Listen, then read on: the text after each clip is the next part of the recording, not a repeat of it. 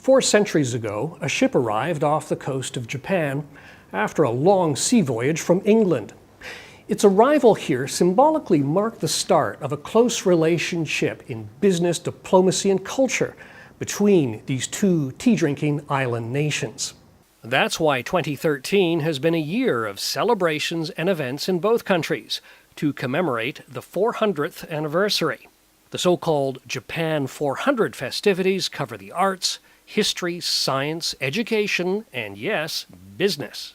One of those events took place right here at the British Embassy, Tokyo, on June 11th, the very day 4 centuries earlier of the ship's arrival, with a lecture by Professor Timon Screech of the University of London.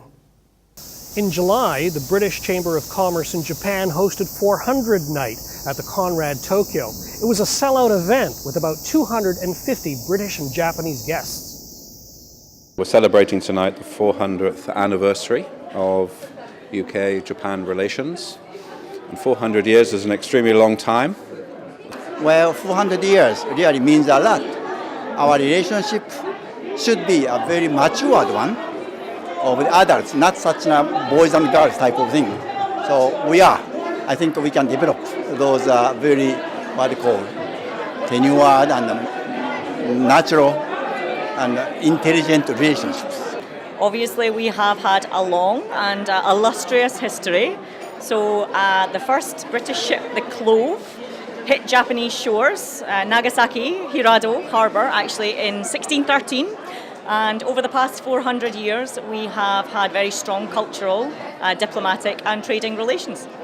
One of the themes of 400 Night and the related other events has been the range of similarities between Britain and Japan.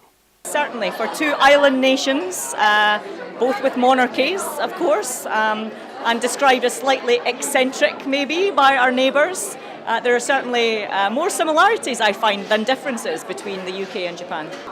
Well, I think one characteristic of both groups of people is that we're tolerant and patient and well-mannered.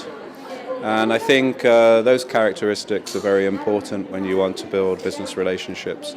It takes time, and two nations with those characteristics, I think, do help business relationships flourish. 非常に国の性質がよく似てると思いますので、もっと仲良くなるんじゃないかなと思います。天皇陛下とかエンペラーの関係もよく似てますし、国もね、国の規模も同じような感じですから。And there are some obvious differences as well. British people have always been more internationally minded, same as most Europeans. So very easy for them to move into other countries, to live anywhere in the world and be successful wherever they go. Japanese are very, in some ways, insulated, never look to overseas markets. Very similar to a lot of American companies, but that's for a different reason. But I suppose it's a continuation of the Edo Jidai. Britain's first attempts at trading with the Japanese didn't go very well. John Saris, the captain of the Clove, tried to sell them woolens and knives and other items the Japanese had little need for.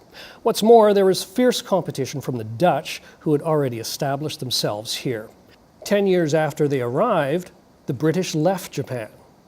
These days, however, Britain and Japan enjoy an extremely healthy business relationship. Britain's exports to Japan are worth nearly £10 billion annually, or around 150 billion yen.